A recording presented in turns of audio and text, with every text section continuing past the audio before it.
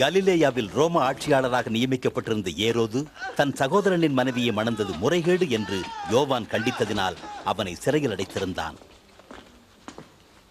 வாங்க. நாங்கள் நாயின் ஊர்வாசலை சமீபித்த போது மரித்த ஒருவனை அடக்கம் பண்ண கொண்டு வந்தார்கள்.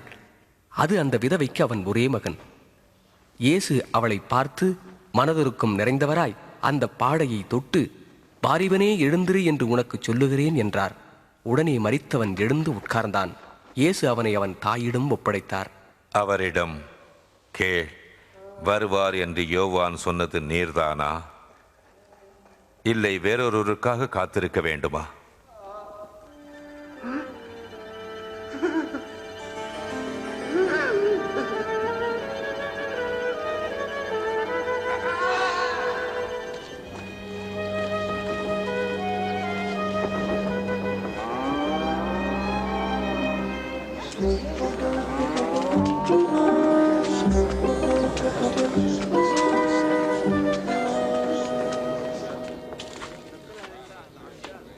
போதகரே,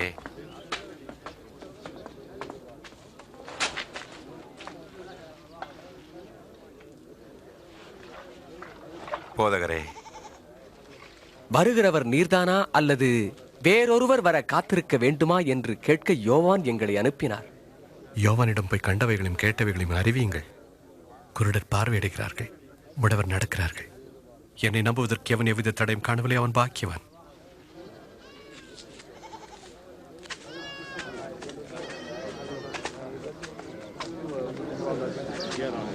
அப்பா, என்ன தூக்குங்க. தோன் மேல உட்காரு. இப்ப தெரியுதா? இயேசு தெரிகிறார். விதைப்பவன் ஒருவன் விதைக்கச் சென்றான். அவன் விதைக்கையில் சில விதைகள் பாதையில் விழுந்து மிதியுண்டன. வானத்து பறவைகள் வந்து அவற்றை தின்றுவிட்டன. சில விதைகள் கற்பாறையின் மேல் விழுந்தன. அவை முளைத்த பின் அங்கே ஈரமில்லாததால் உலர்ந்து போயின. சில விதைகள் முற்செடிகளிடையே விழுந்தன. முற்செடிகள் கூடவே வளர்ந்து நெருக்கிவிட்டன. சில விதைகள் நல்ல நிலத்தில் விழுந்து செடி வளர்ந்து 100 மடங்காக பெரும் பலனை தந்தன. போதகரே, ஜனக்கூட்டம் அருகில் இருக்கும் போதெல்லாம் ஏன் ஓமைகள் மூலமாக பேசுகிறீர்? தேவனுடைய ராஜ்யத்தின் ரகசியங்களை அறியும்படி உங்களுக்கு அருளப்பட்டது. மற்றவர்களுக்கோ அவர்கள் கண்டும் காணாதவர்களாகவும் கேட்டு உணராதவர்களாகவும் இருக்க அவைகள் ஓமைகளாக சொல்லப்படுகிறது.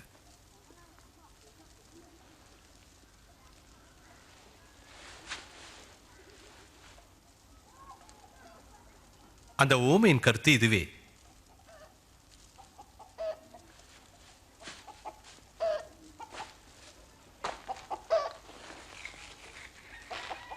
விதை என்பது தேவனுடைய வசனம். வழி அருகே விதைக்கப்பட்டவர்கள் வசனத்தை கேட்கிறவர்களாய் இருக்கிறார்கள். அவர்கள் விசுவாசித்து ரட்சிக்கப்படாதபடிக்கு பிசாசு அவ்வசனத்தை அவர்கள் இருதயத்திலிருந்து எடுத்து போடுகிறான். கற்பாறையின் மேல் விதைக்கப்பட்டவர்கள் கேட்கும்போது சந்தோஷத்துடனே வசனத்தை ஏற்றுக்கொள்கிறார்கள். ஆயினும் தங்களிலே வேர்கொள்ளாதபடியால் கொஞ்சம் காலம் மாத்திரம் விசுவாசித்து சோதனை காலம் வரும்பொழுது பின்வாங்கி போகிறார்கள். முள்ளுள்ள இடங்களில் விதைக்கப்பட்டவர்கள் வசனத்தை கேட்கிறவர்களாயிருக்கிறார்கள். கேட்டவர்கள் பிரபஞ்சத்திற்குரிய கவலைகளினாலும் ஐஸ்வர்யத்தினாலும் சிற்றின்பங்களினாலும் நெருக்கப்பட்டு பலன் கொடாதிருக்கிறார்கள். நல்ல நிலத்தில் விதைக்கப்பட்டவர்கள் வசனத்தை கேட்டு அதை உண்மையும் நன்மையுமான இருதயத்திலே காத்து பொறுமையுடனே பலன் கொடுக்கிறவர்களாயிருக்கிறார்கள்.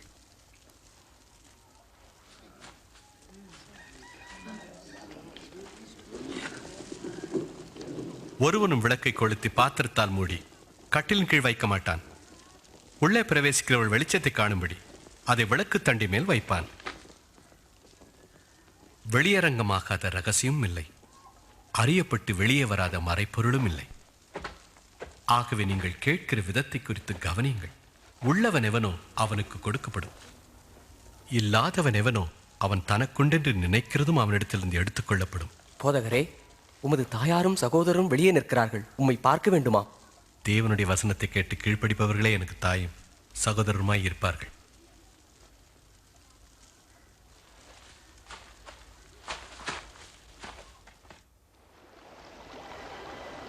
ஒரு நாள் இயேசு தம் சீஷரோடு படகில் ஏறி கடலின் அக்கறைக்கு போவோம் வாருங்கள் என்றார். அப்படியே புறப்பட்டு போகையில் இயேசு படகில் உறங்கிக் கொண்டிருந்தார்.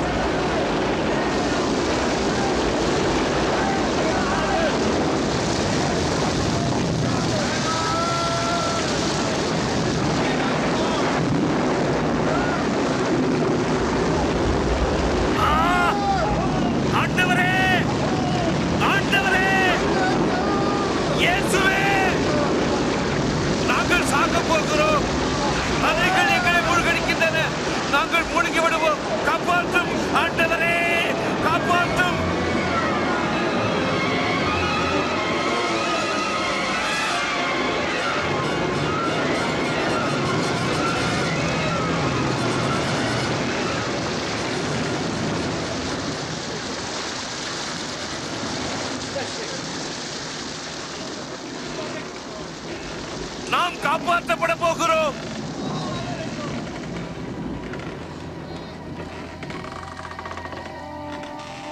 உங்கள் விசுவாசம் எங்கே?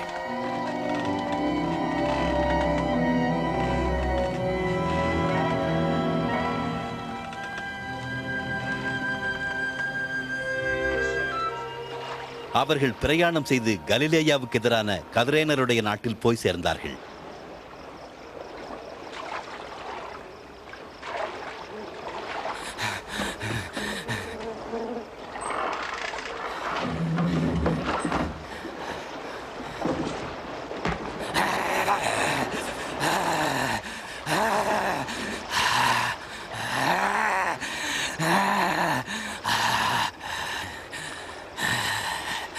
இயேசுவே, உன்னதமான தேவகுமாரனே,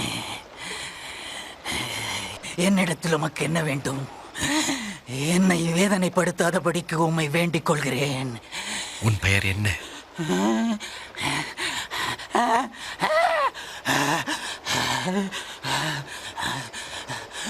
லேகியோன்.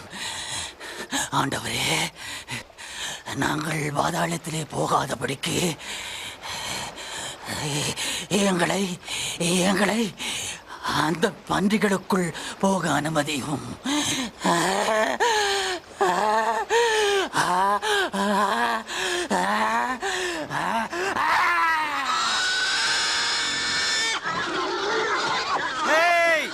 திரும்பி வா. இல்ல. அப்படியே பிசாசுகள் அம்மனிதனை விட்டு பன்றிகளுக்குள் புகுந்தன.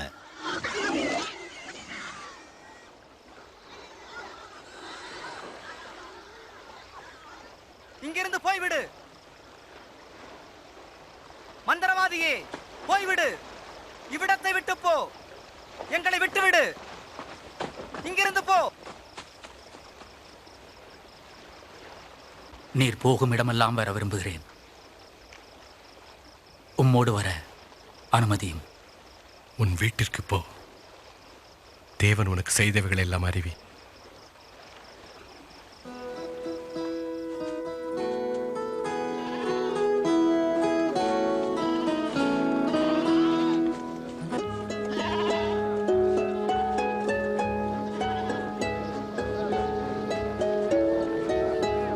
இயேசுவும் அவருடைய சீஷர்களும் தனித்திருக்க பெத்சாய்தா என்னும் ஊருக்கு சென்றனர்.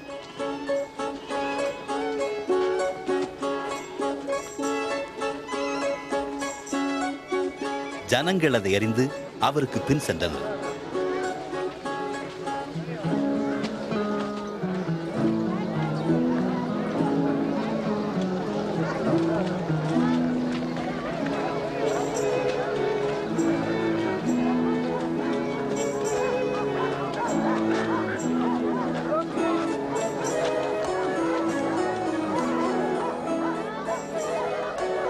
சாயங்காலமான போது பேதுரு அவரை நோக்கி, ஆண்டவரே, இந்த ஜனங்களை அனுப்பிவிடும். அக்கம் பக்கத்தில் உள்ள கிராமங்களுக்கு சென்று தங்கும் இடத்தையும் ஆகாரத்தையும் பார்த்து கொள்ளட்டும். இது ஜன நடமாட்டமில்லாத இடம்.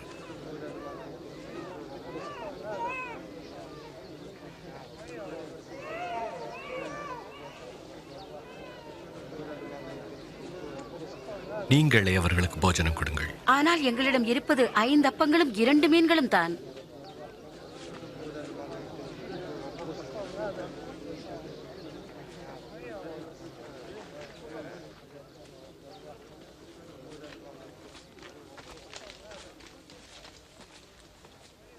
தேவனாகிய கர்த்தாவே, சர்வலோக ராஜா, பூமியிலிருந்து பலனை விளைய செய்கிறவரே, உமக்கே மகிமை உண்டாவதாக.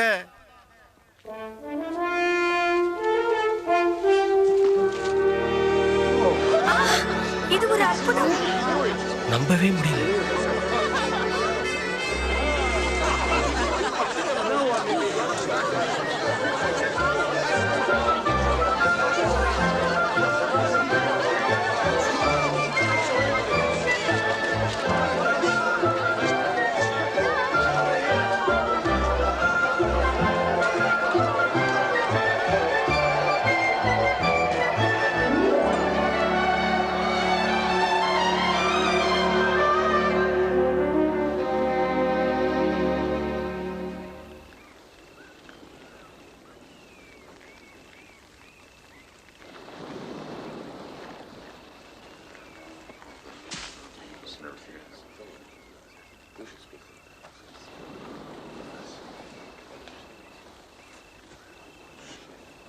ஜனங்கள் என்னை யார் என்கிறார்கள்? சிலர் உம்மை யோவான் ஸ்நானகன் என்கின்றனர், மற்றவர் உம்மை எலியா என்கின்றனர், வேறு சிலர் ஆதிகாலத்து தீர்க்கதரிசிகளில் ஒருவர் மீண்டும் உயிரோடு வந்துவிட்டார் என்கின்றனர். நீ என்னை யார் என்று சொல்லுகிறாய்?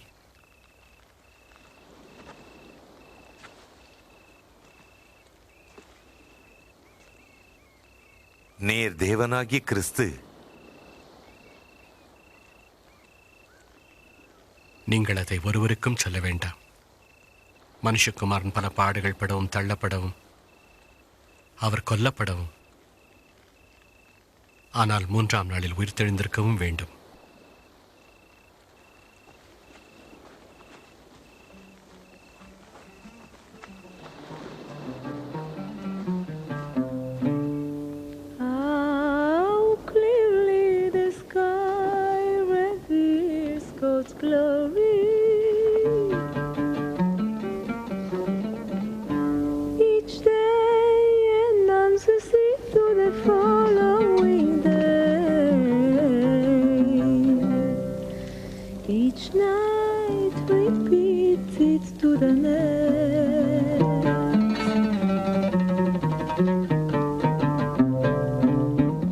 உங்களில் யார் என்னோடு வருவீர்கள்?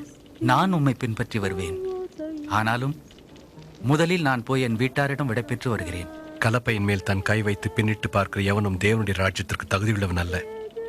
ஒருவன் என்னை பின்பற்றி வர விரும்பினால் அவன் தன்னைத்தான் வெறுத்து தன் சிலுவையை அனுதினம் எடுத்துக்கொண்டு என்னை பின்பற்ற கடவன். தன் ஜீவனை ரட்சிக்க விரும்புகிறவன் அதை இழந்து போவான். என் நிமித்தமாக தன் ஜீவனை இழந்து போகிறவன் அதை ரட்சித்துக் கொள்ளுவான். மனுஷன் உலகம் முழுவதையும் ஆதாயப்படுத்திக் கொண்டாலும் தன்னைத்தான் கெடுத்து நஷ்டப்படுத்தினால் அவனுக்கு லாபம் என்ன? என்னை குறித்தும் என் வார்த்தைகளை குறித்தும் எவன் வெட்கப்படுகிறானோ அவனை குறித்து மனுஷகுமாரனும் தம் மகிமையோடு, பிதாவின் மகிமையோடும் பரிசுத்த தூதர்களின் மகிமையோடும் வரும்போது வெட்கப்படுவார்.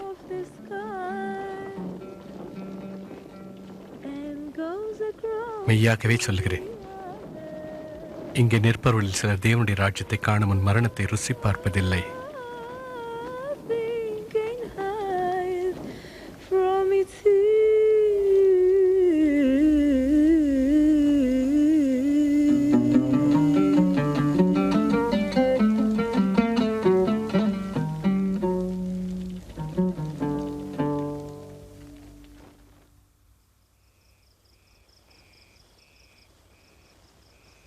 பின்பு இயேசு பேதுருவையும் யோவானையும் யாக்கோபையும் கூட்டிக் கொண்டு ஜெபம் பண்ணும்படி மலையின் மேல் ஏறினார்.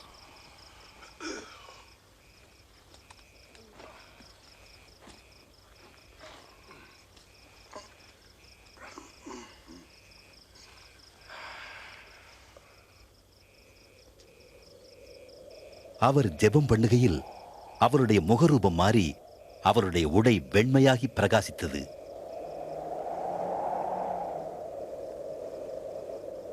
திடீரென்று மோசேயும் எலியாவும் மகிமையோடே தோன்றி அவரோடு பேசிக் கொண்டிருந்தனர். நீர் தேவ சித்தமது நிறைவேற்றுவீர். நீர் எருசலேமில் மரணமடைவீர்.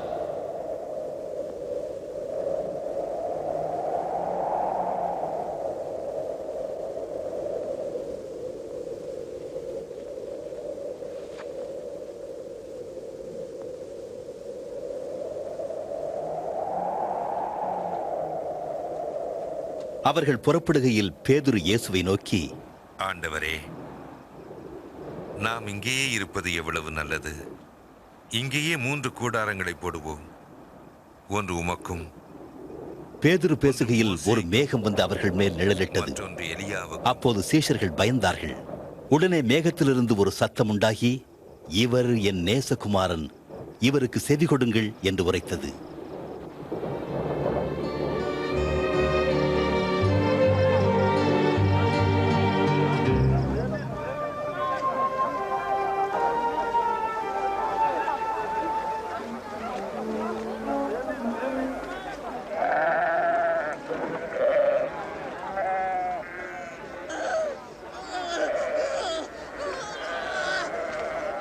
போதகரே, போதகரே, என் மகனை கண்ணோக்கி பாரும். தயவு செய்து அவனுக்கு உதவி செய்யும். அவன் எனக்கு ஒரே மகன். அவனை குணமாக்க உமது சீஷரை வேண்டிக் கொண்டேன். ஆனால் அவர்களால் முடியாமல் போயிற்று. விசுவாசமில்லாத மாறுபாடான சந்ததியே, எதுவரைக்கும் நான் உங்களோடு இருந்து உங்களிடத்தில் பொறுமையாயிருப்பேன்? உன் மகனை இங்கே கொண்டு வா.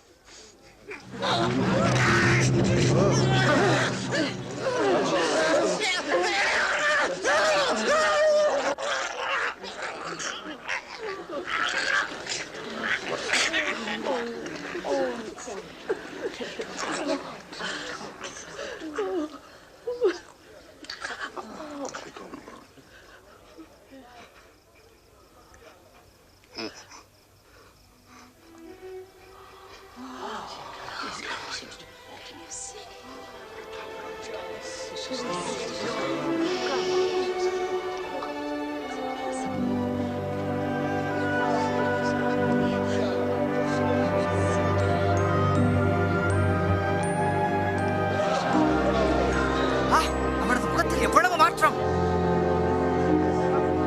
என்ன ஆச்சரியம்!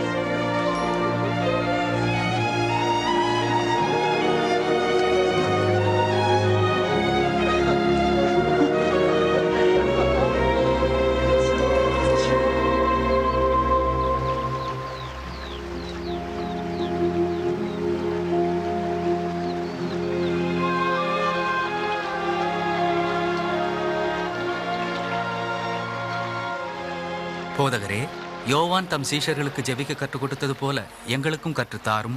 பரமண்டலங்களில் இருக்கிற எங்கள் பிதாவே, உம்முடைய நாமம் பரிசுத்தப்படுவதாக, உம்முடைய ராஜ்யம் வருவதாக. உம்முடைய சித்தம் பரமண்டலத்திலே செய்யப்படுவது போல பூமியிலேயும் செய்யப்படுவதாக. எங்களுக்கு வேண்டிய ஆகாரத்தை அன்றன்று எங்களுக்கு தாரும். எங்கள் பாவங்களை எங்களுக்கு மன்னியும், நாங்களும் எங்களிடத்தில் கடன்பட்ட எவனுக்கு மன்னிக்கிறோமே.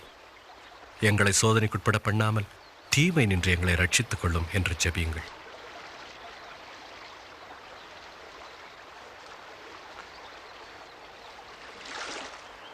கேளுங்கள், அப்பொழுது உங்களுக்கு கொடுக்கப்படும். தேடுங்கள், அப்பொழுது கண்டடைவீர்கள். தட்டுங்கள், அப்பொழுது உங்களுக்கு திறக்கப்படும். ஏனென்றால் கேட்கிறவன் எவனும் பெற்றுக்கொள்ளுகிறான், தேடுகிறவன் கண்டடைகிறான், தட்டுகிற எவனுக்கும் கதவு திறக்கப்படும்.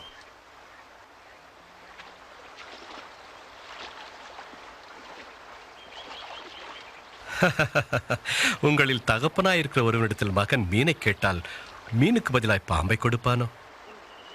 அல்லது முட்டையை கேட்டால் அவனுக்கு தேளை கொடுப்பானோ? பொல்லாதவர்களாக்கி நீங்கள் உங்கள் பிள்ளைகளுக்கு நல்ல ஈவை கொடுக்க அறிந்திருக்கும் போது பரம பிதாவானவர் தம்மிடத்தில் வேண்டிக் கொள்கிறவர்களுக்கு பரிசுத்த ஆவியை கொடுப்பது அதிக நிச்சயம் அல்லவா?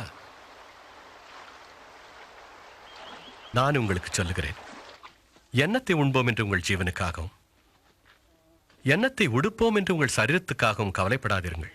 ஆகாரத்தை பார்க்கிலும் ஜீவனும் உடையை பார்க்கிலும் சரீரமும் விசேஷித்தவைகளாய் இருக்கிறது. காகங்களை கவனித்து பாருங்கள்.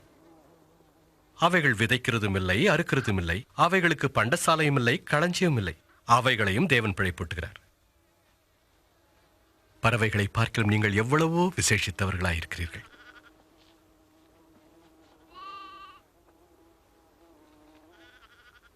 கவலைப்படுவதனால் தன் சரீர அளவோடு எவன் ஒரு முழத்தை கொட்டுவான்?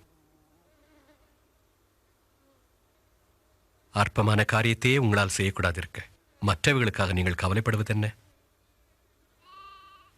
இந்த காட்டு புஷ்பங்கள் வளருவதை கவனியுங்கள். அவைகள் உழைக்கிறதும் இல்லை, நூற்கிறதும் இல்லை. என்றாலும் சாலமோன் முதலாய் தன் சர்வ மகிமையிலும் அவைகளைப் போல் உடுத்தியிருந்ததில்லை. இப்படி இருக்க அற்ப விசுவாசிகளை இன்றைக்கு காட்டிலிருந்து நாளைக்கு அடுப்பிலே போடப்படுகிற புல்லுக்கு தேவன் இவ்விதமாக உடுத்துவித்தால் உங்களுக்கு உடுத்துவிப்பது அதிக நிச்சயம் அல்லவா? எங்கள் விசுவாசத்தை பெருக பண்ணும். கடுகு விதையளவு விசுவாசம் உங்களுக்கு உண்டாயிருந்தால் நீ இந்த காட்டத்தி மரத்தை நோக்கி நீ வேரோட பிடுங்குண்டு கடலில் நடப்படுவாயாக என்று சொல்ல அது உங்களுக்கு கீழ்ப்படியும்.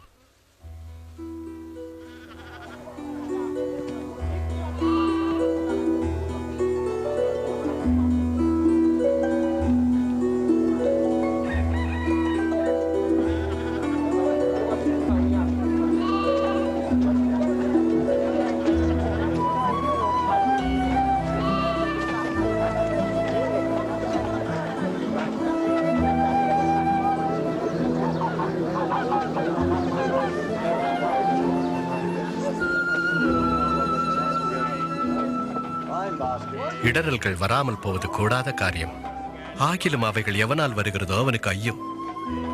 அவன் இந்த சிறுவரில் ஒருவனுக்கு இடறுதல் உண்டாக்குவதை பார்க்கிலும் அவனுடைய கழுத்தில் எந்திரக்கல் கட்டப்பட்டு அவன் சமுத்திரத்தில் தள்ளுண்டு போவது அவனுக்கு நலமாயிருக்கும். தேவனுடைய ராஜ்யம் எதற்கொப்பாயிருக்கிறது? கடுகு விதை கொப்பாயிருக்கிறது. ஒரு மனுஷன் கடுகு விதையை எடுத்து தன் தோட்டத்திலே நட்டான். அது வளர்ந்து பெரிய மரமாயிற்று. ஆகாயத்து பறவைகள் வந்து அதன் கிளைகளில் அடைந்தது. இவர் எதை பற்றி பேசுகிறார் என்றே எனக்கு புரியவில்லை. நீர் வரி வசூலிப்பவர்களோடும் பாவிகளோடும் சேர்ந்து ஏன் உண்ணவும் குடிக்கவும் செய்கிறீர்? பிணியாளிகளுக்கு வைத்தியன் வேண்டியதே இல்லாமல் சுகமுள்ளவர்களுக்கு வேண்டியதில்லை. நீதிமான்களை மனம் திரும்புகிறதுக்கு அழைக்க வரவில்லை, பாவிகளையே அழைக்க வந்தேன்.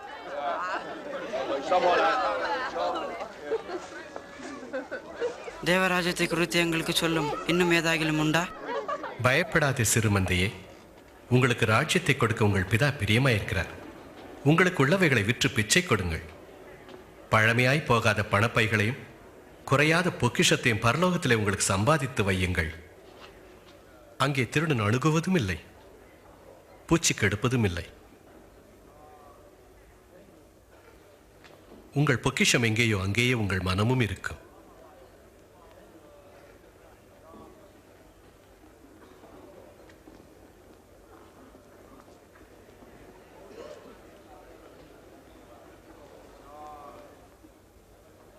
ஸ்திரீயே, உன் நோயிலிருந்து விடுதலையாக்கப்பட்டாய்.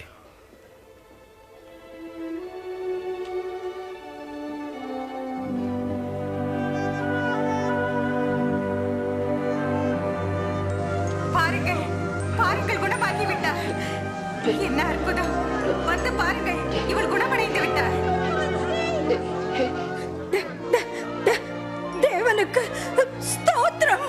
18 வருஷம் தேவன் உம்மோடு இருப்பாராக. போதகரே, நாம் வேலை செய்வதற்கு 6 நாட்கள் உள்ளன. நீ இந்த நாட்களில் வந்து குணமாக்கிக் கொள். ஆனால் ஓய்வு நாட்களில் மட்டும் வரக்கூடாது. மாயக்காரரை, உங்களில் எவனும் ஓய்வு நாளில் எருதையாவது கழுதையாவது தொழுவத்திலிருந்து அவிழ்த்து தண்ணீர் காட்டுவதில்லையா? இதோ சாத்தான் 18 வருஷமாய் கட்டியிருந்த ஆபிரகாமின் குமார்த்தியாக இவளை ஓய்வு நாளில் இந்த கட்டிலிருந்து அவிழ்த்து விட வேண்டியதில்லையா?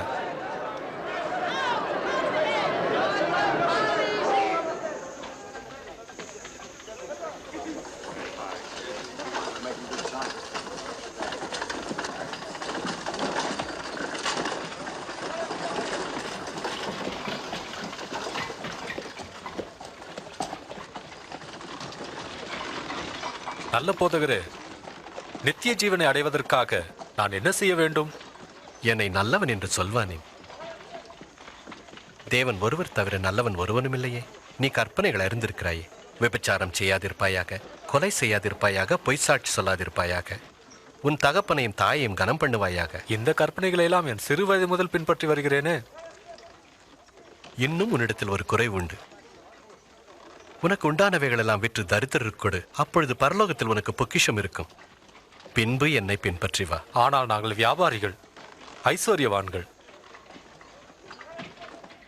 ஐஸ்வர்யவான்கள் தேவனுடைய ராஜ்யத்தில் பிரவேசிப்பது எத்தனை அரிது. ஐஸ்வர்யவான் தேவனுடைய ராஜ்யத்தில் பிரவேசிப்பதை பார்க்கிலும் ஒட்டகமானது ஊசியின் காதில் நுழைவது எளிது. அப்படியானால் யார் ரட்சிக்கப்படக்கூடும்? மனுஷரால் கூடாதவைகள் எவைகளோ அவைகள் தேவனால் கூடும். குறிப்பாக தேவனுடைய ராஜ்யம் எங்கே இருக்கிறது? தேவனுடைய ராஜ்யம் பிரத்யட்சமாய் பார்க்கும்படி வராது. இதோ இங்கே என்றும் அதோ அங்கே என்றும் சொல்லப்படுவதற்கு எதுவிராது. இதோ தேவனுடைய ராஜ்யம் உங்களுக்குள் இருக்கிறதே. மனுஷகுமாரனுடைய நாட்களில் ஒன்றை காண வேண்டும் என்று நீங்கள் ஆசைப்படும் காலம் வரும், ஆனால் அதை காண மாட்டீர்கள். மின்னல் வானத்தின் ஒரு திசையில் தோன்றி மறுதிசை வரைக்கும் பிரகாசிக்கிறது போல மனுஷகுமாரனும் தம்முடைய நாளிலே தோன்றுவார். அதற்கு முன்பு அவர் அநேகம் பாடுபட்டு இந்த சந்ததியால் நிராகரிக்கப்பட வேண்டியதாயிருக்கிறது.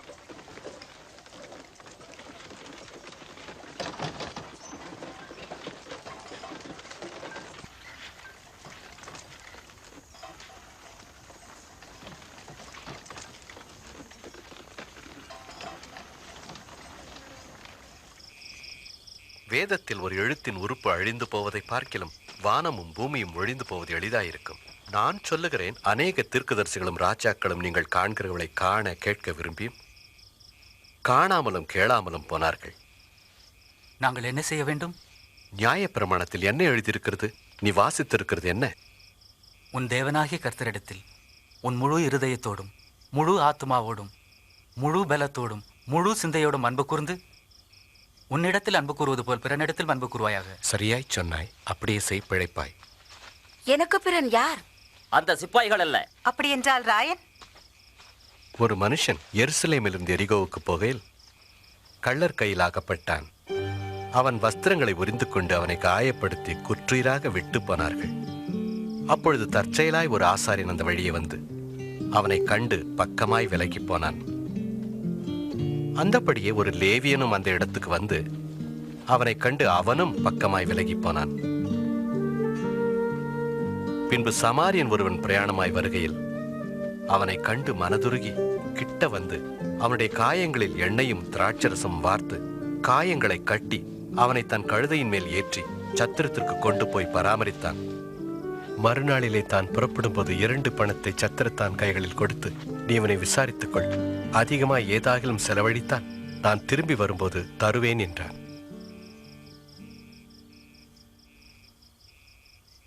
இப்படி இருக்க கள்ளர் கையில் அகப்பட்டவனுக்கு இந்த 3 பேரில் எவன் பிறனாயிருந்தான்? அவனுக்கு இரக்கம் காட்டியவனே. நீயும் போய் அந்தபடியே செய். சிறு பிள்ளைகள் என்னிடத்தில் வருவதற்கு இடம் கொடுங்கள், அவர்களை தடை பண்ணாதிருங்கள். தேவனுடைய ராஜ்யம் அப்படிப்பட்டவர்களுடையது. எவனாகிலும் சிறு பிள்ளையைப் போல தேவனுடைய ராஜ்யத்தை ஏற்றுக்கொள்ளாவிட்டால் அதில் பிரவேசிக்க மாட்டான் என்று மெய்யாகவே உங்களுக்கு சொல்லுகிறேன். இப்படிப்பட்ட ஒரு பிள்ளை ஏற்றுக்கொள்ளுகிறவன் என்னை ஏற்றுக்கொள்ளுகிறான், என்னை ஏற்றுக்கொள்ளுகிறவன் என்னை அனுப்பினவரை ஏற்றுக்கொள்ளுகிறான். உங்களில் சிறுமியாயிருப்பவன் எவனோ அவன் பெரியவனாயிருப்பான்.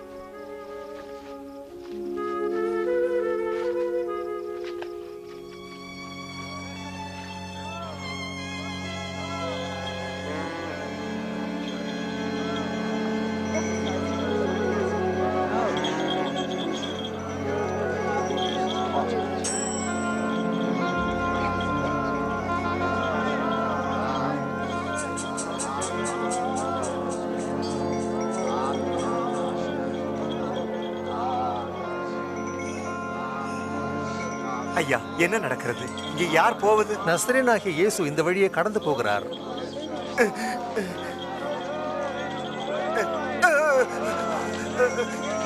இயேசுவே! ஓ இயேசுவே! குமாரனே, எனக்கு கருணை செய்யும்.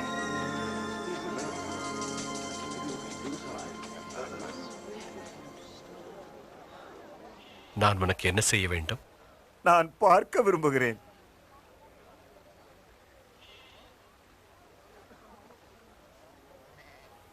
பார்வை அடைவாயாக. உன் விசுவாசம் உன்னை ரட்சித்தது. என்னால் பார்க்க முடிகிறது. என்னால் பார்க்க முடிகிறது. என்னால் பார்க்க முடிகிறது.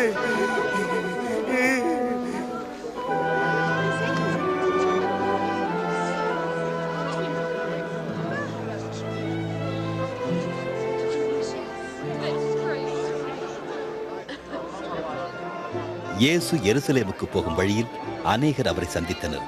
ஜனங்கள் அவரிடம் வந்து மீட்கப்படுவதற்கான வழியையும் தேவனுடைய ராஜ்யத்தையும் குறித்து அதிகமாக தங்களுக்கு கற்றுக் கொடுக்கும்படி கேட்டுக்கொண்டார்கள்.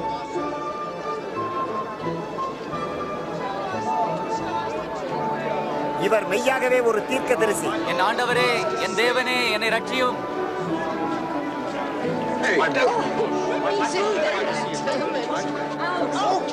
தேவனே, எங்களை ரட்சியும், எங்களை ரட்சியும். தேவனுக்கு ஸ்தோத்திரம். ஆண்டவரே, மெய்யான வழியை எங்களுக்கு காட்டும். ஜனங்கள் இயேசுவை ஏற்றுக்கொள்ள தொடங்கினர். எரிகோ என்னும் ஊரில் சகேயு என்னும் பெயர் கொண்ட வரி வசூலிப்பவன் இயேசுவை பார்க்க விரும்பி ஜனக்கூட்டத்தின் நிமித்தம் மரத்தின் மேல் ஏறினான். சகேயுவே, சீக்கிரமா இறங்கி வா. இன்றைக்கு நான் உன் வீட்டில் தங்க வேண்டும். என் வீட்டிலா? அவனுடைய வீட்டில் யார் தங்க விரும்புவார்கள்? இயேசுவை சகேயுவுக்கு எப்படி தெரியும்?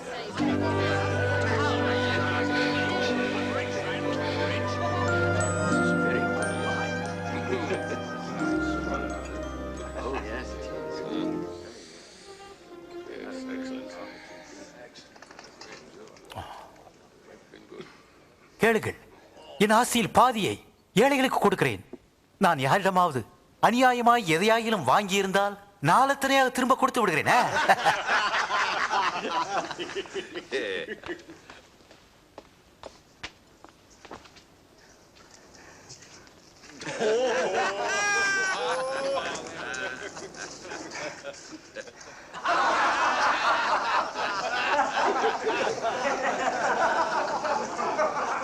என்னால் நம்ப முடியவில்லை.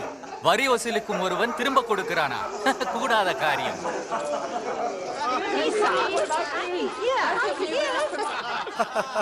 இன்றைக்கு இந்த வீட்டுக்கு ரட்சிப்பு வந்தது. இவனும் ஆபிரகாமுக்கு குமாரனாயிருக்கிறான்.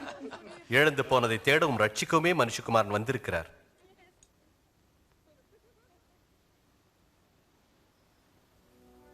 கேளுங்கள், நாம் எருசலேமுக்கு போகிறோம். மனுஷகுமாரனை குறித்து தீர்க்கதரிசிகளால் எழுதப்பட்ட விலங்கை நிறைவேறும். அவர் புறஜாதியிடத்தில் ஒப்புக் கொடுக்கப்படுவார். அவர்கள் அவரை பரியாசம் பண்ணி அவரை நிந்தைக்குள்ளாக்கி முகத்தில் துப்புவார்கள். வாரினால் அடித்து கொலை செய்வார்கள். ஆனால் 3ஆம் நாளிலே உயிரோடு எழுந்திருப்பார்.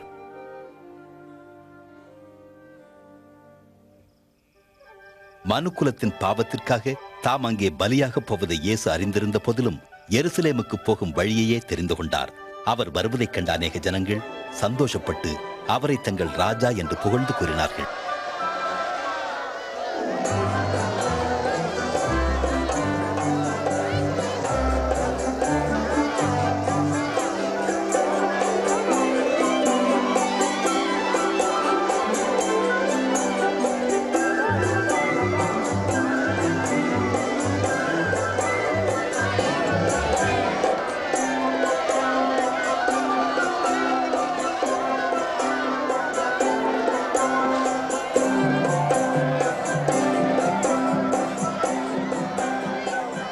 போதகரே, அமைதியா இருக்கும்படி மது சீஷருக்கு கட்டளையிடும்.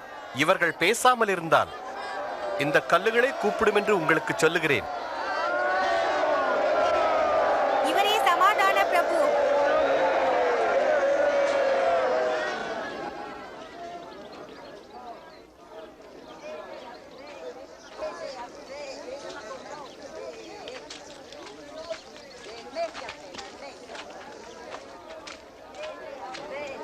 இயேசு எருசலேமுக்கு அருகில் வந்தபோது அதை கண்டு அதற்காக கண்ணீர் விட்டார். இந்நாளிலாவது உனக்கு கிடைத்த உன் சமாதானத்துக்கு ஏற்றவர்களை நீ அறிந்திருந்தாயனால் நலமாயிருக்கும். இப்பொழுது அவைகள் உன் கண்களுக்கு மறைவாக உன் சத்துருக்கள் உன்னை சூழ மதில் எழுப்பி உன்னை வளைந்து கொண்டு எப்பக்கத்திலும் உன்னை நெருக்கி அழித்திடுவார்கள். உன்னையும் உன் பிள்ளைகளையும் தரையோடு தரையாக்கி உன்னிடத்தில் ஒரு கல்லின் மேல் ஒரு கல்லிராத படிக்கச் செய்யும் நாட்கள் உனக்கு வரும்.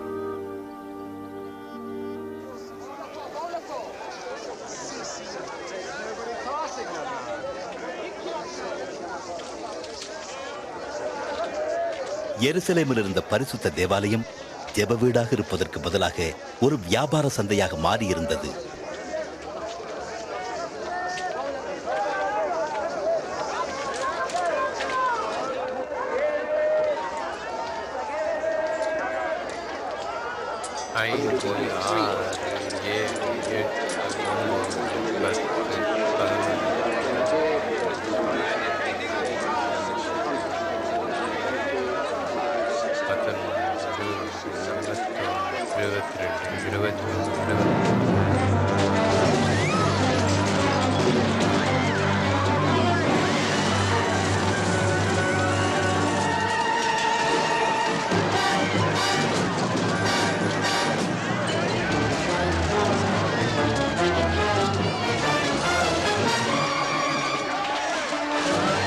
என்னுடைய வீடு ஜெப வீடாயிருக்கிறது என்று எழுதியிருக்கிறது, நீங்களோ அதை கள்ளர் குகையாக்கினீர்களே.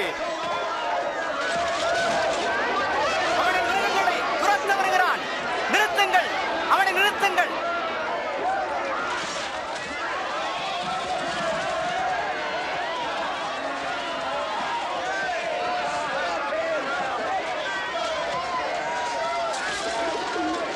காவலாளியை கூப்பிடுங்கள், சீக்கிரம் கூப்பிடுங்கள். ஜனங்கள் இயேசுவை ராஜா என்று கூறியதால் சில அரசியல் தலைவர்கள் மத தலைவர்களுக்கிடையே எதிர்ப்பு வளர்ந்தது.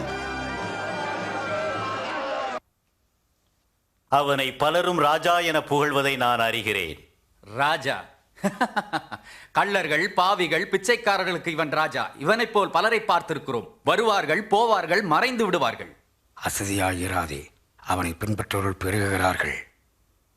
ஜனங்கள் அவனை புகழ்கிறார்கள். அவனை ராஜா என்று நினைத்தேன். நான் உங்களை எச்சரிக்கிறேன், இந்த மனிதனால் சமாதான குலைச்சல் ஏற்பட்டால் நீங்கள் தான் அதற்கு பொறுப்பாளி.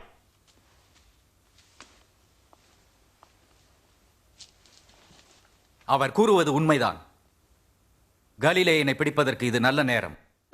மாய்மாலமான பரிசேயரையும் வேத பாரகரையும் அவர் அதிகமாக கண்டித்து உணர்த்துவதை கண்ட யூதர்களில் அநேகர் அவரை பின்பற்றினார்கள்.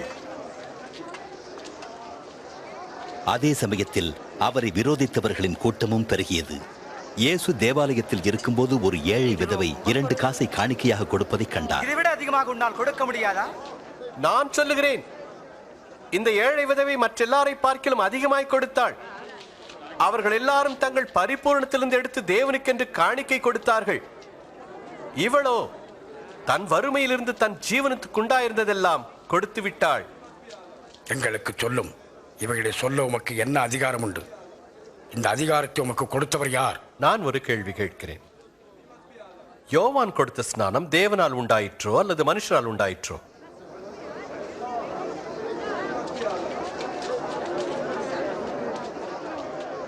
நாம் என்ன சொல்வது? தேவனிடத்திலிருந்து உண்டாயிற்று என்றால் ஏன் யோவானை விசுவாசிக்கவில்லை என்று கேட்பார். மனுஷரால் உண்டாயிற்று என்று சொல்லுவோமானால் இந்த ஜனங்கள் நம்மை கல்லறிவார்கள். ஏனென்றால் யோவானை தீர்க்கதரிசி என்று எண்ணுகிறார்கள். யாரிடத்திலிருந்து உண்டாயிற்று என்று எங்களுக்கு தெரியாது. நானும் இன்ன அதிகார தலைவர்களை செய்கிறேன் என்று கூறப்போவதில்லை.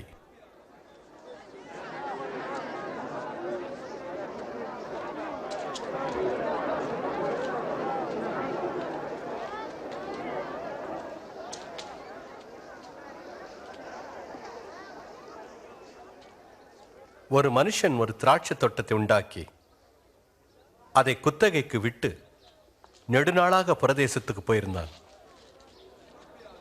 கனிகளில் தன் பாகத்தை கொடுத்து அனுப்பும்படி ஒரு ஊழியக்காரனை அனுப்பினான்.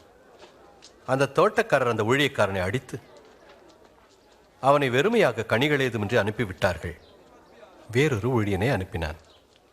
அவனையும் அவர்கள் அடித்து அவமானப்படுத்தி வெறுமையாக அனுப்பிவிட்டார்கள். 3ஆம் தரம் ஒரு ஊழியக்காரனை அனுப்பினான். அவனையும் அவர்கள் காயப்படுத்தி துரத்தி விட்டார்கள். அப்பொழுது திராட்சை தோட்டத்தின் எஜமான் தனக்குள் சொல்லிக் கொண்டான், நான் என்ன செய்யலாம்? எனக்கு பிரியமான குமாரனை அனுப்புவேன், அவனையாகிலும் கண்டு அஞ்சுவார்கள். தோட்டக்காரர் அவனை கண்டபோது, இதோ இவன் சுதந்திரவாளி, சுதந்திரம் நம்முடையதாயிருக்கும்படி இவனை கொல்லுவோம் வாருங்கள் என்று ஒருவருக்கொருவர் சொல்லிக் கொண்டார்கள். பிறகு என்ன நடந்தது? பின்பு திராட்சை தோட்டத்திற்கு வெளியே தள்ளி கொன்றார்கள். இப்படி இருக்க அந்த திராட்சை தோட்டத்தின் எஜமான் அவர்களை என்ன செய்வான்? அந்த தோட்டக்காரரை சங்கரித்து திராட்சை தோட்டத்தை மற்றவனுக்கு கொடுப்பான். இந்த வேத வாக்கியத்தின் கருத்து என்ன? வீடு கட்டுகிறவர்கள் ஆகாதென்று தள்ளின கல்லே மூலைக்கு தலைக்கல்லாயிற்று, அதுவே முக்கிய கல்லுமாயிற்று. அந்த கல்லின் மேல் விழுகிறவன் எவனோ அவன் நொறுங்கி போவான். அந்த கல் எவன் மேல் விழுகின்றதோ அது அவனை நசுக்கி போடும். போதகரே, நீர் சொல்லுவதும் போதிப்பதும் நியாயம் என்று எங்களுக்கு தெரியும். முகதாட்சிணியம் இல்லாமல் மனிதனுடைய தகுதியை மதிப்பதில்லை என்றும் அறிவோம். ஆனால் நீர் தேவ சித்தம் என்னதென்று போதிக்கிறீர். நீர் சொல்லும், நாங்கள் ரோமராயனுக்கு வரி செலுத்துவது சரியானதா தவறானதா? இதில் எது நியாயம்? ஆண்டவரே, கவனமாயிரும், அவன் தந்திரசாலி. ஒரு வெள்ளி நாணயத்தை காண்பியுங்கள்.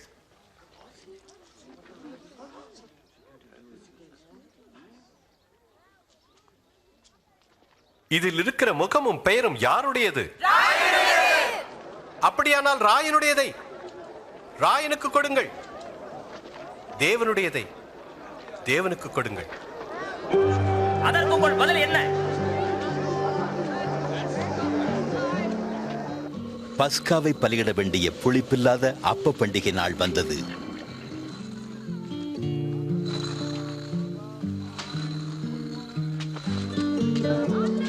அப்பொழுது அவர் பேதுருவையும் யோவானையும் அழைத்து, நாம் பஸ்காவை புசிக்க ஆயத்தம் பண்ணுங்கள் என்றார்.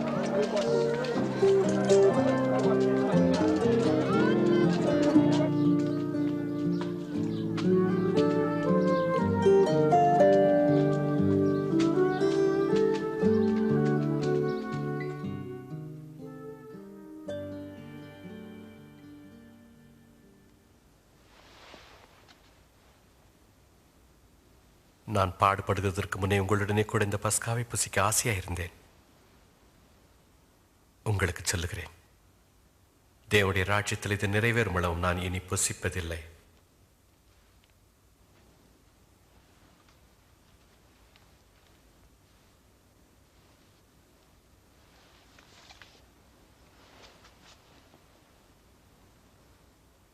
என் தேவனாகிய கர்த்தாவே, சர்வலோக ராஜா, திராட்சை செடியிலிருந்து கனியை கொடுப்பவரே நீர் வல்லவர்.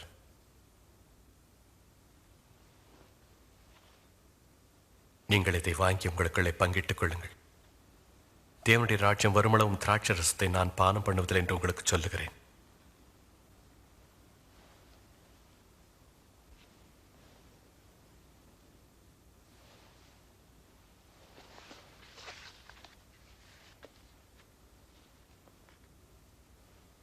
என் தேவனாகிய கர்த்தாவே, சர்வலோக ராஜா, பூமியின் பலனில் அப்பத்தை தருபவரே நீர் வல்லவர்.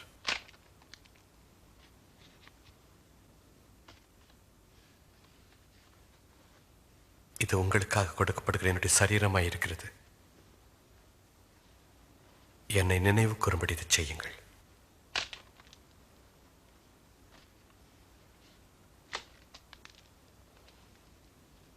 இந்த பாத்திரம் உங்களுக்காக சிந்தப்படுகிற என்னுடைய இரத்தத்தினால் ஆகிய புதிய உடன்படிக்கையாக இருக்கிறது.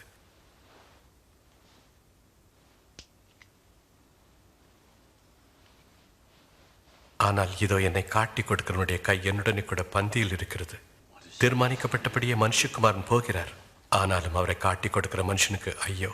அது கூடாத காரியம். அப்படி நடக்காது. ஆண்டவரே, உம்மை காட்டி கொடுப்பவன் யார்?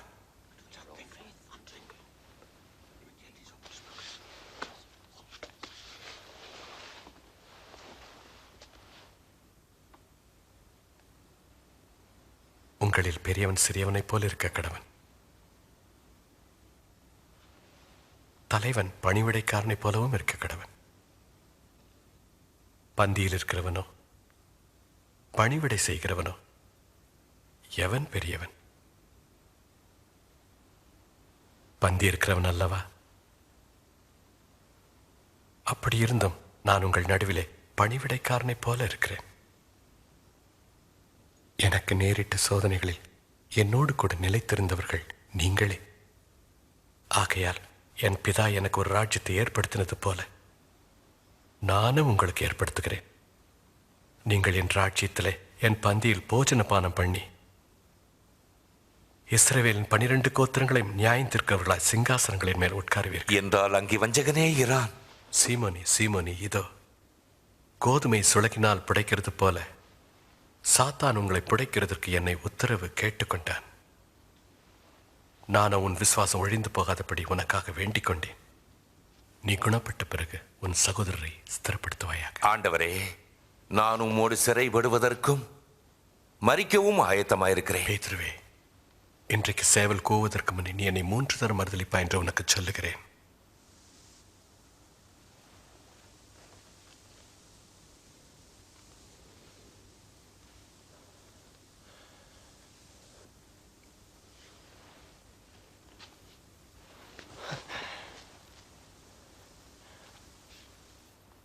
பணப்பையும் சாமானும் பாதரட்சியும் இல்லாமல் அனுப்பினுப்பது குறைவிருந்ததா? இல்லை, ஒரு குறைவும் இல்லை. பணப்பையும் சாமான் பையும் உடையவன் அவைகளை எடுத்துக்கொள்ள கடவன்.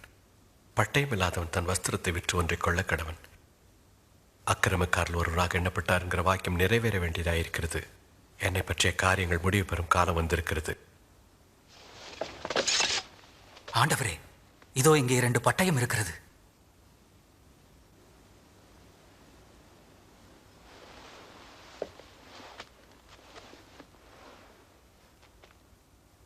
அது போதும். மூப்பர்களான மத தலைவர்களின் சங்கம் ஒன்று கூடி எப்படி இயேசுவை ஒழிக்கலாம் என ஆலோசித்தனர். அப்பொழுது 12 சீஷர்களில் ஒருவனாகிய யூதாஸ் காரியோத்து இயேசுவை காட்டிக் கொடுக்கும்படி பிசாசினால் ஏவப்பட்டான். இயேசு சீடர்களுடன் ஜெபம் செய்யும் பொருட்டு ஒலிவ மலையில் இருந்தார்.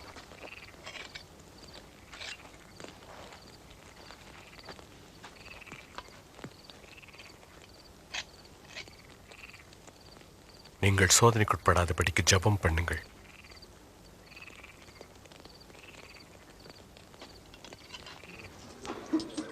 யூதாஸ் காரியோத்து 30 வெள்ளிக்காசுக்காக இயேசுவை காட்டிக் கொடுக்க துணிந்தான். இயேசுவோ மனுக்குலத்தின் பாவத்திற்காக தாம் மரிக்கப் போகும் நேரம் நெருங்கிவிட்டதை அறிந்து வியாகுலத்தோடு ஜெபித்துக் கொண்டிருந்தார்.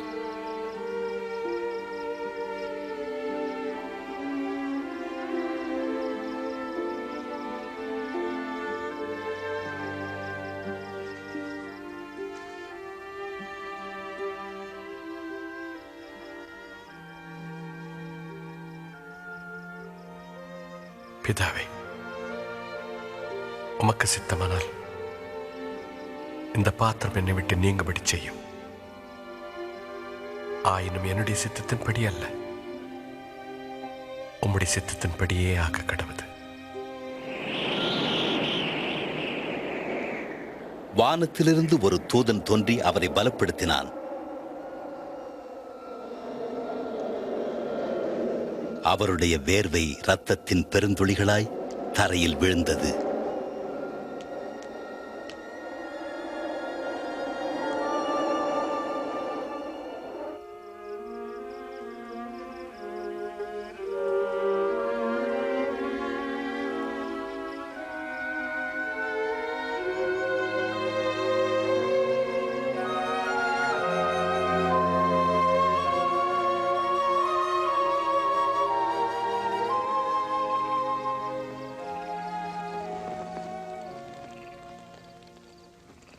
ஏன் நித்திரை பண்ணுகிறீர்கள்?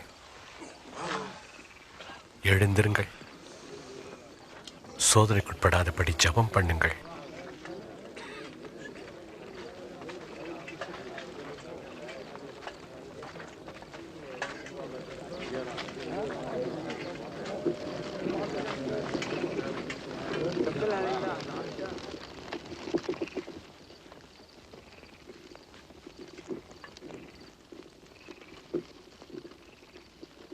யோதாஸ்.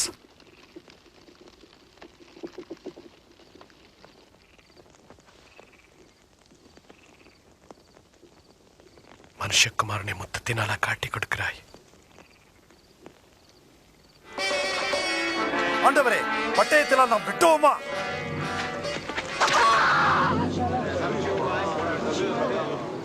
இவனை கைது செய்யுங்கள். போதும், நிறுத்துங்கள்.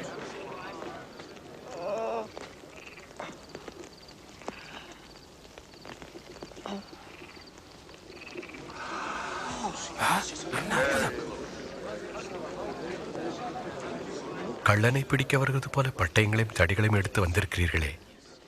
நான் தினந்தோறும் தேவாலயத்தில் உங்களோடு கூட இருக்கையில் என்னை பிடிக்க கை நீட்டவில்லை. இதுவோ உங்களுடைய வேலை. அந்தகாரத்தின் அதிகாரமாய் இருக்கிறது.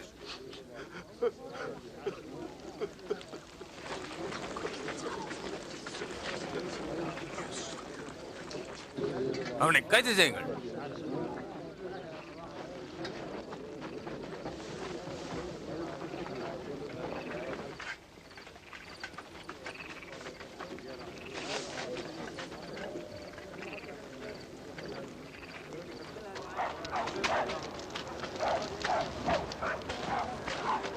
இவனை காவலில் வை.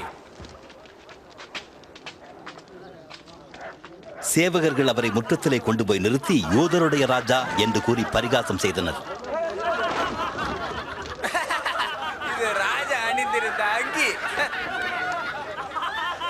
இன்னைக்கு என்ன நடக்க போறது எங்களுக்கு சொல்லும். எங்களை ரட்சிக்க போகும் ராஜா நீயா? சொல்லும், நீயா எங்களை ரட்சிக்க போகிறாய்? இந்த மனிதனும் இயேசுவோடு இருந்தவன் தான். அம்மா, எனக்கு அவரை தெரியாது. இவர்களை நான் ஒன்றாக பார்த்திருக்கிறேனே.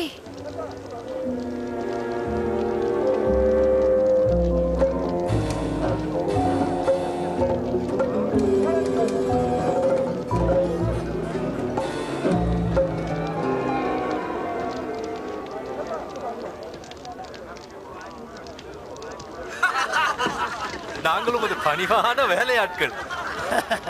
எங்களை பார்ப்பதற்கு உமக்கு எப்படி தோன்றுகிறது?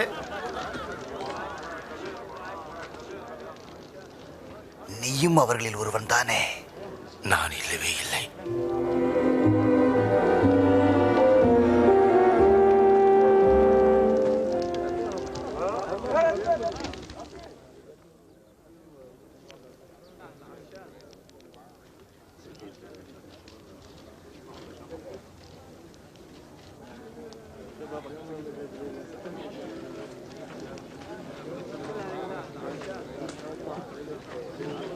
இந்த மனுஷன் இயேசுடன் இருந்தவன் என்பதில் எந்தவித சந்தேகமும் இல்லை.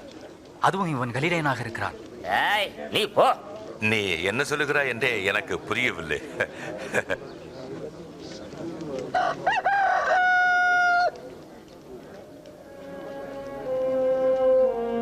இயேசு திரும்பி பேதுருவை நோக்கி பார்த்தார். உடனே பேதுரு, சேவல் கூவுகிறதற்கு முன்னே நீ என்னை 3 தரம் மறுதலிப்பாய் என்று இயேசு சொன்னதை நினைவு கூர்ந்தான்.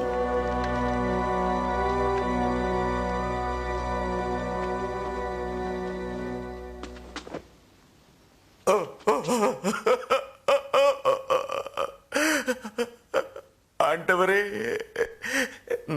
உம்மை நான் அறியேன் என்று மறுதலித்து விட்டேன். ஆண்டவரே, உம்முடைய அதிகாரத்தையும் உம்முடைய கருணையும் மறந்து உமக்கு துரோகம் செய்து விட்டேன். உம்முடைய வார்த்தையை மீறி உமக்கு விரோதமாய் பாவம் செய்தே. ஆண்டவரே, என்னை மன்னியும். உம்முடைய அன்பிலிருந்து என்னை விலக்கி விடாதே ஐயா. நான் உம்மை மறுதலித்து விட்டேன். என்னை மன்னியும் அப்பா. ஆண்டவரே, என்னை மன்னியும்.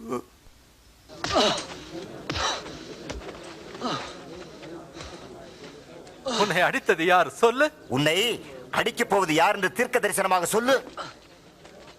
நிறுத்துங்கள். நான் சொல்லுகிறேன், நிறுத்துங்கள். இவனை ஆலோசனை சங்கத்திற்கு அழைத்து வாருங்கள். எழுந்திரு.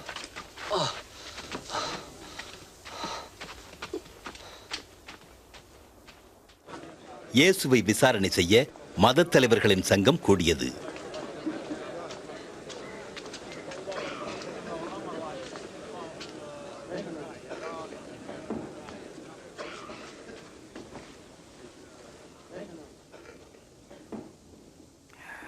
சொல்லும், நீர்தான் மேசியாவா? நான் சொன்னாலும் நீங்கள் நம்ப மாட்டீர்கள். நான் உங்களை கேள்வி கேட்டாலும் நீங்கள் பதில் சொல்ல மாட்டீர்கள்.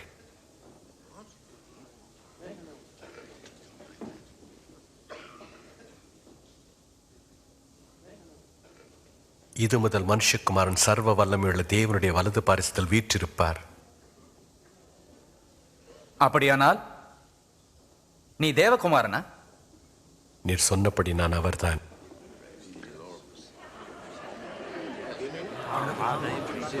அதை சொல்ல அவனுக்கு அதிகாரம் கொடுத்தது யார்? குற்றவாளி. இவன் இங்கு சொன்னதைத்தான் நாம் அனைவரும் கேட்டோமே.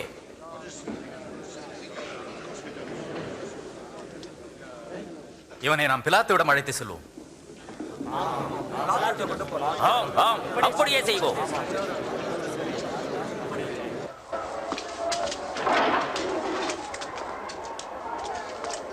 நட.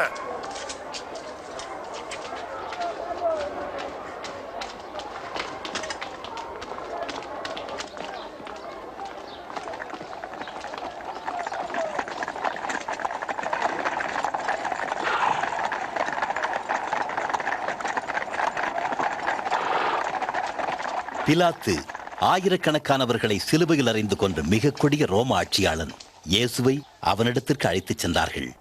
இந்த அதிகாலை நேரத்தில் இங்கு உங்களுக்கு என்ன வேண்டும்? இவன் ஜனங்கள் மத்தியில் கலகம் செய்ததால் பிடித்து வந்தோம். இவன் தேவாலய சந்தையிலே கலகம் உண்டாக்கினான்.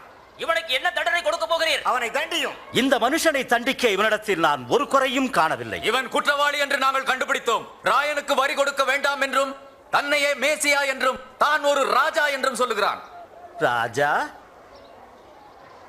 அதுவும் நீ யூதருடைய ராஜாவா? நீர் சொல்லுகிறபடியே. இவன் கலிலேயா நாடு தொடங்கி இப்போது இங்கேயும் வந்து விட்டான். கலிலேயாவிலா? இந்த மனிதன் கலிலேயனா?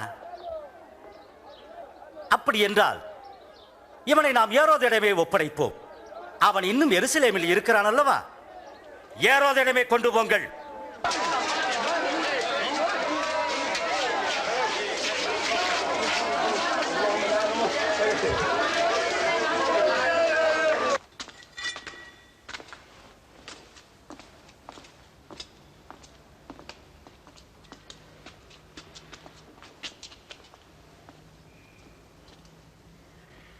நீ உன்னை யார் என்று சொல்கிறாய்?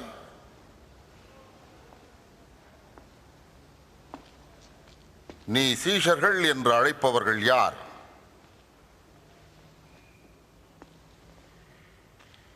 நீ அநேக அற்புதங்களை செய்வதாக கூறுகிறார்களே,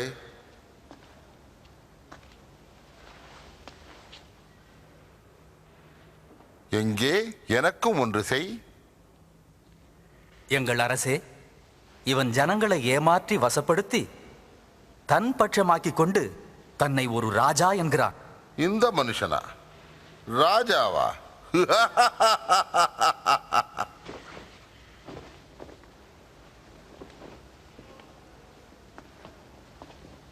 மகாராஜாவே, இவனை நன்றாக அடியுங்கள்.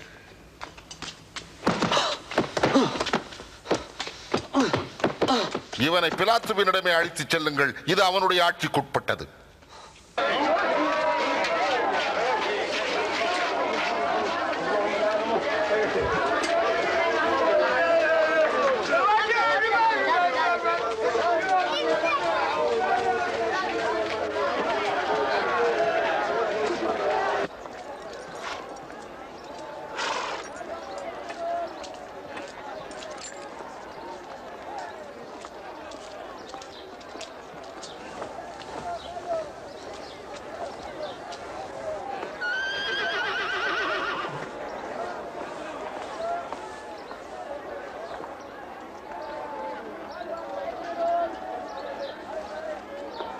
இந்த மனிதன் மரண தண்டனைக்கு ஏதுவானது ஒன்றும் செய்யவில்லை.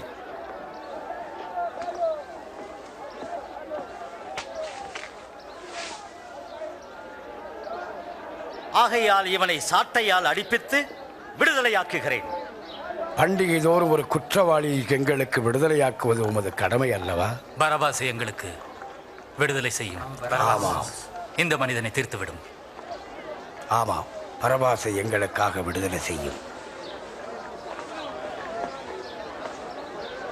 அவனை சிலுவையில் அறையும். அவனை சிலுவையில் அறையும். நீங்கள் இவனை சாட்டையால் அடியுங்கள்.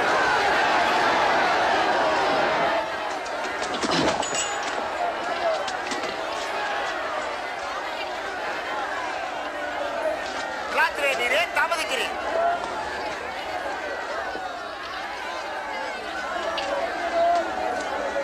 அவர் இயேசு.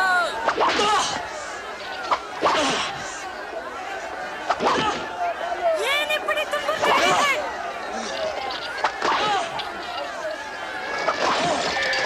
அவரை விட்டுவிடும். அவர் மேசியா. அவர் ஒரு தவறும் செய்யவில்லையே.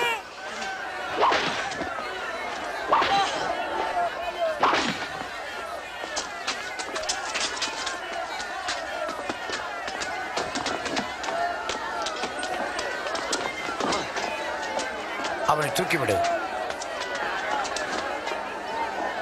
இயேசுவை சிலுவையில் அறைய வேண்டும் என்று அவர்கள் மிகுந்த சத்தமிட்டுக் கொண்டே இருந்தார்கள்.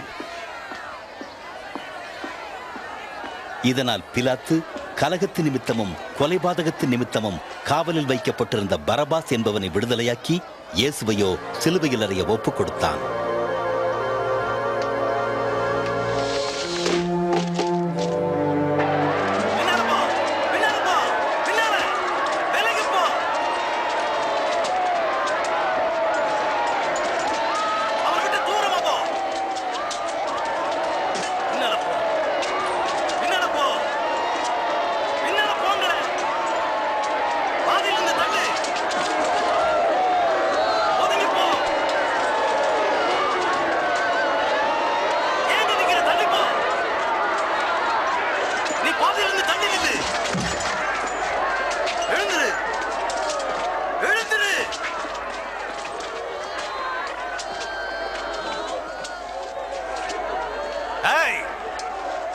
உன் பேர் என்ன? சிரேனே என்னும் ஊரை சேர்ந்த சீமோன். இப்படி வா முன்னால. கயிறை வெட்டு.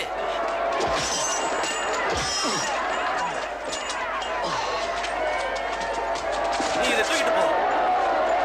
சீக்கிரமா. பின்னால போ.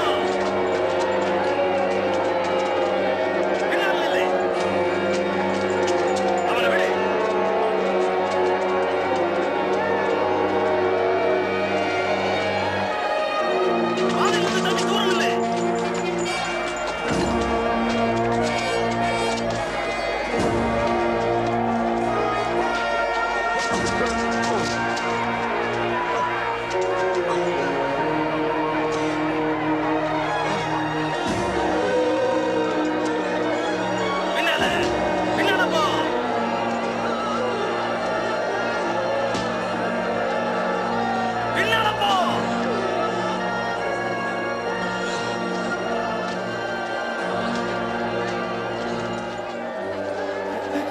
நாங்கள் உமக்காக அழுகிறோம் ஆண்டவரே, உமக்காக அழுகிறோம். இது குடியும் குடியும் குடியும் ஆண்டவரே. எருசலேமின் குமார்த்திகளே, நீங்கள் எனக்காக அழாமல் உங்களுக்காக உங்கள் பிள்ளைகளுக்காக அழுங்கள். பச்சை மரத்துக்கு இவர்கள் இவைகளை செய்தால் பட்ட மரத்துக்கு என்ன செய்ய மாட்டார்கள்? தேவன் உமக்கு உதவி செய்வார். நாங்கள் உமக்காக ஜெபிக்கிறோம்.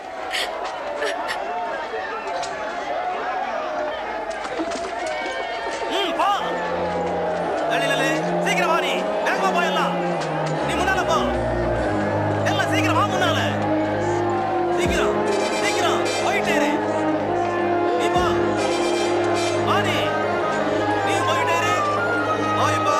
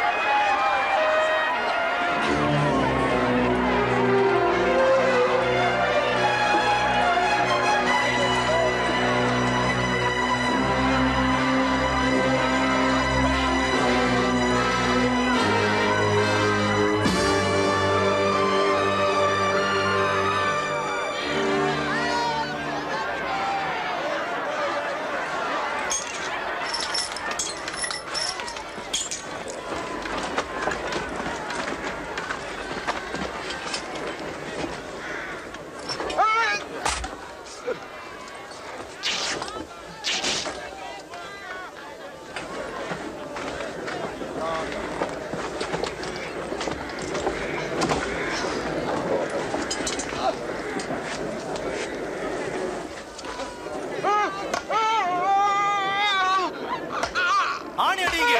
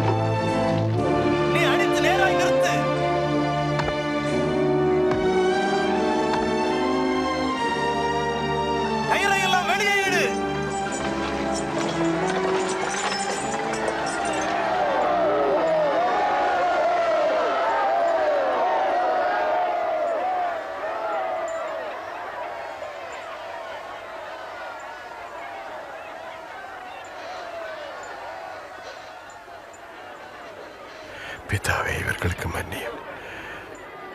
தாங்கள் செய்வது என்னதென்று அறியாதிருக்கிறார்களே.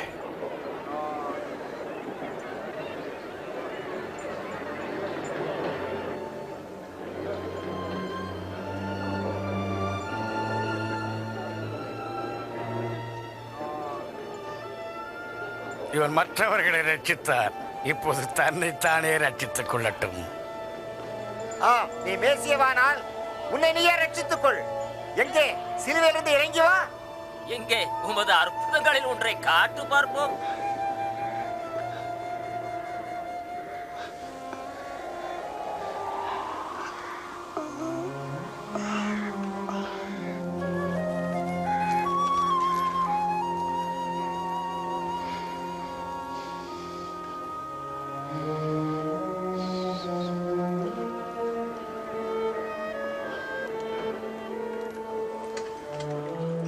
தீர்க்கதரிசிகள் உரைத்த தீர்க்க தரிசனம் நிறைவேறும்படி இயேசு 2 கள்ளர்களின் மத்தியில் சிலுவையில் அறையப்பட்டார்.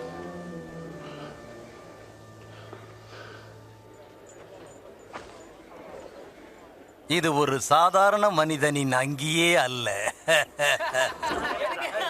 நில்லுங்கள், நில்லுங்கள், அதை கிழித்து விடாதீர்கள். நம்மில் அதிர்ஷ்டசாலி யார் என்று சீட்டு போட்டு பார்ப்போம்.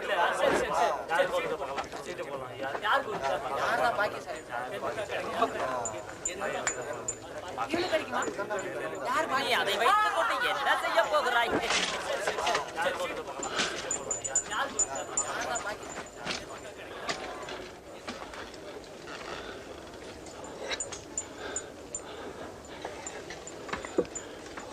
இவன் யூதருடைய ராஜா என்று எழுதிய வாசகம் அவரது தலைக்கு மேலாக வைக்கப்பட்டது.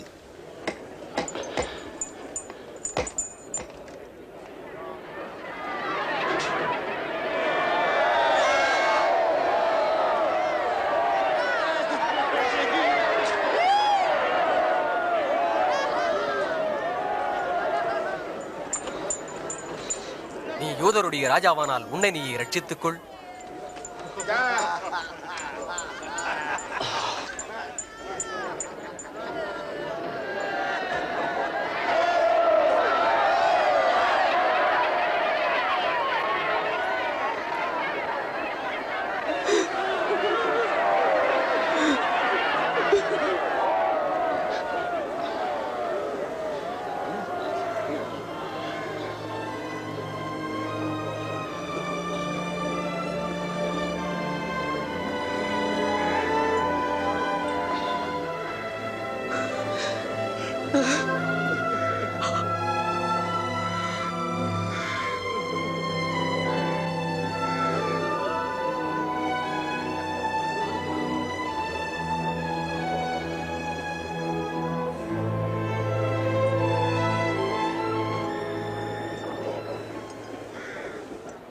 மேசியா, நீர் என்றால் உன்னையே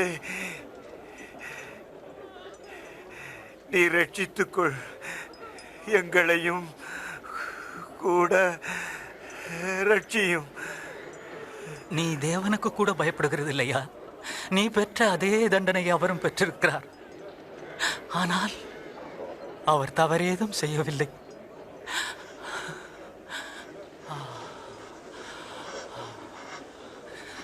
இயேசுவே, உம்முடைய ராஜ்யத்தில் வரும்போது அடியேனை நினைத்தருளும். மெய்யாகவே உனக்கு சொல்லுகிறேன், இன்றைக்கு நீ என்னுடனே கூட பரதேசியில் இருப்பாய்.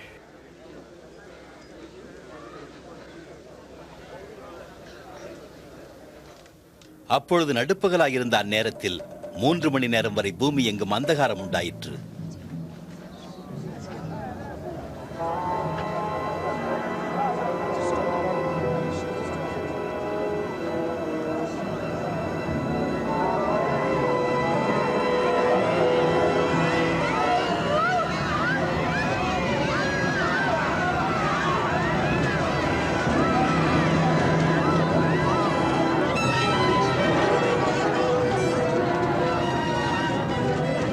தேவாலயத்தின் திரைச்சீலை மேல் தொடங்கி கீழ் வரைக்கும் 2ஆக கிழிந்தது.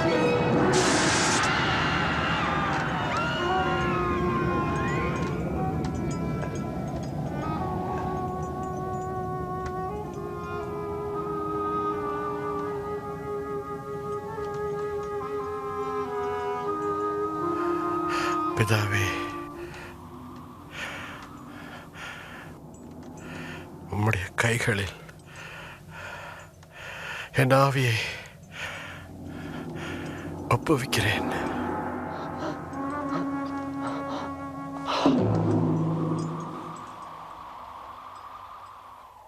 நடந்த சம்பவங்களை கண்ட சேனை தலைவன் தேவனை மகிமைப்படுத்தி கூறியதாவது: தேவனுக்கு மகிமை உண்டாவதாக. மெய்யாகவே இந்த மனுஷன் நீதிமான் தான்.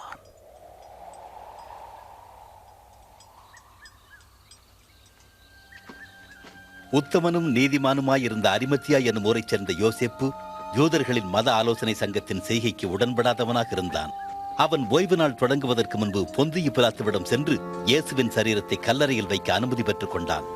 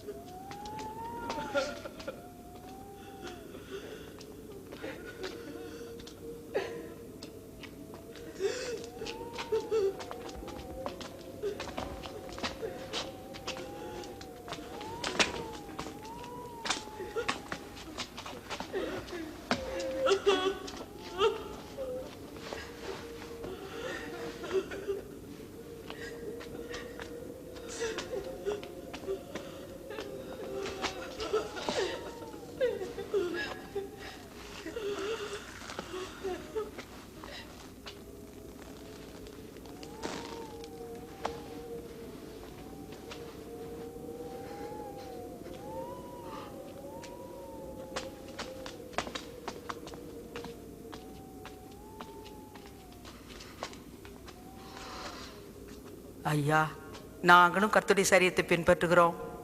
எல்லோரும் வரலாம், ஆனால் இப்போதல்ல, ஓய்வு நாள் நெருங்குகிறது.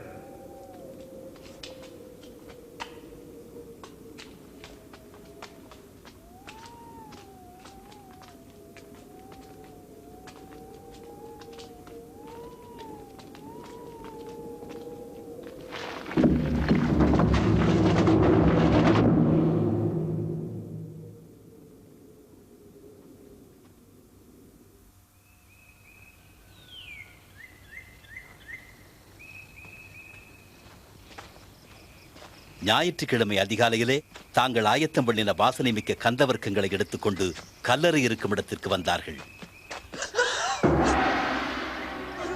கல்லறையை அடைத்திருந்த கல் புரட்டி தள்ளப்பட்டிருப்பதைக் கண்டார்கள்.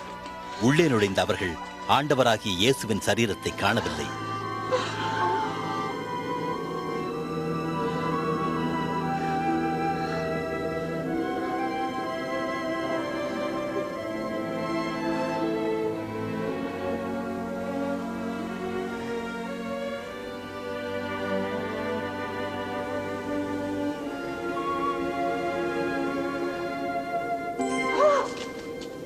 உயிரோடு இருக்கிறவரை நீங்கள் மரித்தோரிடத்தில் தேடுகிறது என்ன? அவர் இங்கே இல்லை, அவர் உயிர்த்தெழுந்தார். மனுஷகுமாரன் பாவிகளான மனுஷர் கைகளில் ஒப்புக் கொடுக்கப்படவும் சிலுவையில் அறையப்படவும் 3ஆம் நாளில் எழுந்திருக்கவும் வேண்டும் என்பதாக அவர் கலிலேயா என்னும் நாட்டில் இருந்தபோது உங்களுக்கு சொன்னதை நினைவு கூறுங்கள்.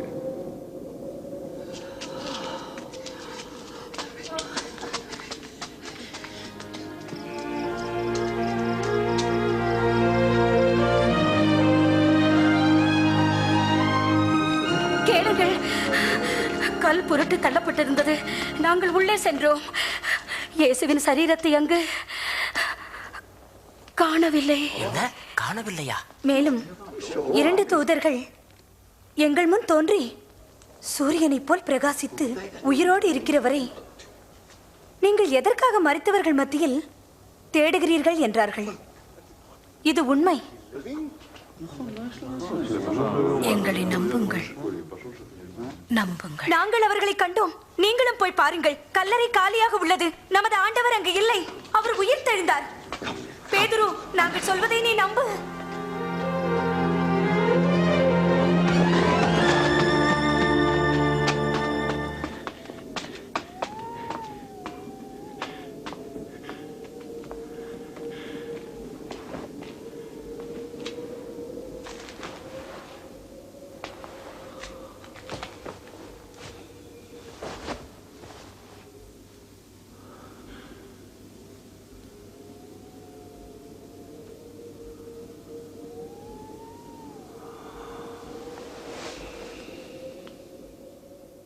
இயேசு தம்முடைய சீஷர்களில் 2 தரிசனமானார். அவர்கள் பரவசத்துடன் வந்து மற்றவர்களிடம் கூறினார்கள், மெய்யாகவே நமது ஆண்டவர் உயிர் தெழுந்தார். சீமோனுக்கு அவர் தரிசனமானார். வரும் வழியில் அவரை நாங்கள் அறிந்து கொள்ளவில்லை. ஆனால் அவர் அப்பம் பெற்ற போது நாங்கள் அவரை அறிந்து கொண்டோம். அவர் எம்மாவுக்கு போனது எவ்வளவு வியப்பாக இருக்கிறது.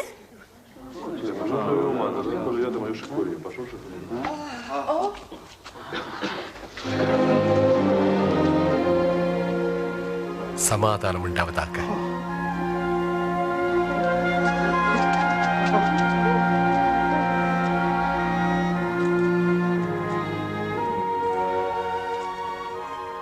நீங்கள் ஏன் கலங்குகிறீர்கள்? உங்கள் இருதயங்களில் சந்தேகங்கள் எழும்புகிறது என்ன? என் கைகளையும் கால்களையும் பாருங்கள். நான் தான் என்று அறியும்படிக்கு என்னை தொட்டு பாருங்கள். நீங்கள் காண்கிறபடி எனக்கு மாம்சம் எலும்பு உண்டாயிருக்கிறது போல ஒரு ஆவிக்கிறாதே. நான் உங்களோடு இருந்தபோது உங்களுக்கு சொன்ன விசேஷம் இதுவே. மோசேயின் நியாயப்பிரமாணத்திலும் தீர்க்கதரிசன ஆகமங்களிலும் சங்கீதங்களிலும் என்னை குறித்தவர்கள் யாவும் நிறைவேற வேண்டியதே. எழுதியிருக்கிறபடி கிறிஸ்து பாடுபட்டு மரித்து 3ஆம் நாளில் மரித்தோரிலிருந்து எழ வேண்டியதாயிற்று. அவருடைய நாமத்தினாலே மனம் திரும்புதலும் பாவ மன்னிப்பும் எருசலேம் தொடங்கிய சகல தேசத்தாருக்கும் பிரசங்கிக்கப்படவும் வேண்டும். நீங்கள் இவைகளுக்கு சாட்சிகளாய் இருக்கிறீர்கள். என் பிதா வாக்குத்தத்தம் பண்ணினதை நான் உங்களுக்கு அனுப்புகிறேன். பரத்திலிருந்து வரும் பலனால் தரிப்பிக்கப்படும் வரை நீங்கள் எருசலேமில் காத்திருங்கள்.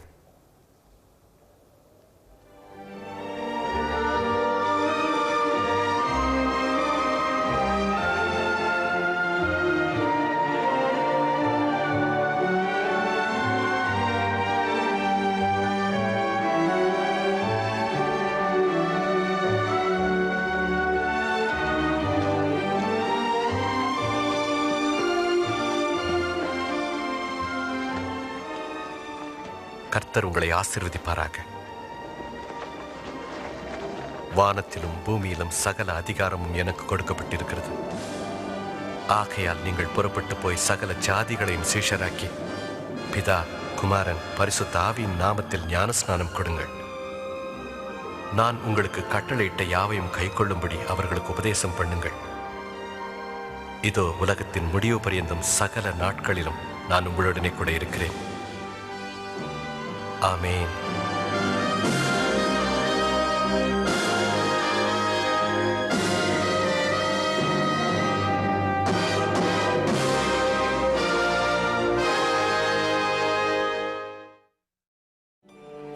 தேவன் மேசியாவை இப்பூமிக்கு அனுப்பி பாவிகளை ரட்சித்து அவர்களை தேவனோடு ஒப்புரவாகும்படி செய்வார் என்று அநேக ஆண்டுகளுக்கு முன்பே தீர்க்கதரிசிகள் வேதத்தில் எழுதி வைத்து விட்டார்கள்.